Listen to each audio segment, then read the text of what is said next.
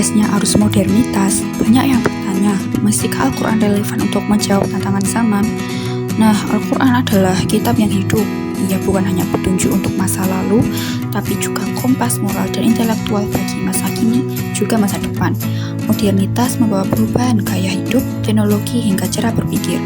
Tapi Al-Quran mengajarkan perubahan itu bukan untuk ditakuti, melainkan disikapi dengan hikmah. Itu insya Allah kita akan menjadi ahlul Quran.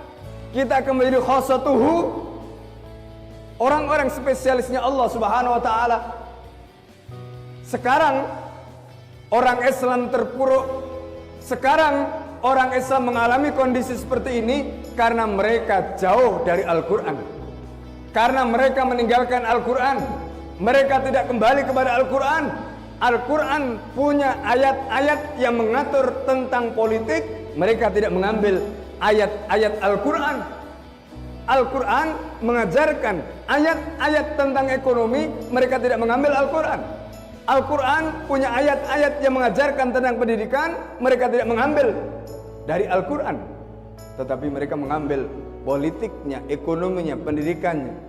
Dengan tema paradigma Qurani dan modernitas ini, kami menggunakan penelitian dengan metode studi literatur dengan melakukan analisis terhadap berbagai sumber primer dan sekunder yang relevan.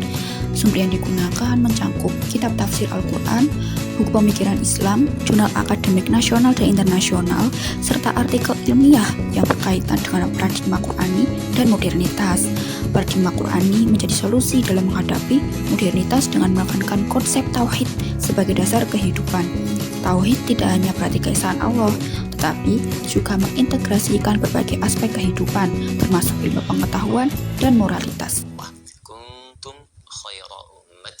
Ukhrijat linnas, dengan persaksian Allah Subhanahu wa taala. Bahkan di dalam Al-Qur'an surah ketiga Al-Imran ayat 110 Allah menegaskan, kalian itu adalah umat terbaik yang pernah dilahirkan di antara kalangan manusia dan yang pernah berkehidupan di bumi. Saudara-saudariku yang dimuliakan Allah Subhanahu wa taala, ternyata Al-Quran yang diturunkan itu bukan dimaksudkan hanya merubah kalangan masyarakat di era Nabi saja, tapi Allah menginginkan setiap generasi pasca itu, setiap manusia yang berkehidupan sampai berakhir masa hidup, bahkan hancurnya dunia ini dan kita kembali semua kepada Allah Subhanahu wa taala, diinginkan seluruh manusia yang berkehidupan berada dalam keadaan baik dan mulia. Karena itulah Al-Quran sejak diturunkan dijadikan oleh Allah sebagai kurikulum kehidupan bagi setiap generasi yang beraktivitas di bumi. Quran surah kedua Al-Baqarah ayat 185. Syahrul Ramadan alladzi unzila fihi al-Quran hudal linnas. Di bulan Ramadan yang mulia itu, yang kita menunaikan puasa di dalamnya bagi setiap insan beriman, maka saat itulah Al-Quran diturunkan. Al-Quran diturunkan di hari yang mulia, di malam yang mulia, di waktu yang mulia, oleh malaikat yang termulia, melalui nabi yang paling mulia, untuk bisa menjadikan setiap kehidupan manusia menjadi mulia. Dengan apa? Hudal linnas, dengan mengikuti semua kurikulum kehidupan yang telah digariskan, telah disampaikan, bahkan telah didesain sempurna melalui firman Allah Subhanahu wa ta'ala. Selain itu, sekulerisme dalam era modern dianggap sebagai tantangan besar bagi umat Islam karena berupaya memisahkan agama dari kehidupan publik yang dapat menghilangkan prinsip Islam dalam masyarakat. Paradigma Qurani menolak sekulerisme dengan alasan bahwa Islam bersifat syumuliyah, yaitu mencakup semua aspek kehidupan, sehingga pemisahan agama dari kehidupan duniawi bertentangan dengan prinsip Islam. Islam tidak menolak rasionalitas, tetapi menempatkannya dalam koridor wahyu agar tidak melampaui batas moral.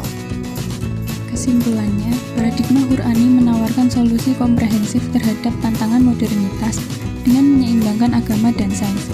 Islam dengan konsep sumulnya menolak sekulerisme karena dapat memisahkan nilai agama dari kehidupan sosial dan politik. Ijtihad dan tadarruj menjadi strategi penting dalam menghadapi perkembangan zaman tanpa kehilangan esensi ajaran Islam. Oleh karena itu, umat Islam perlu mengembangkan pendidikan, kebijakan sosial, dan sistem keilmuan berbasis nilai-nilai Qur'ani untuk membangun peradaban yang maju dan tetap berlandaskan Islam.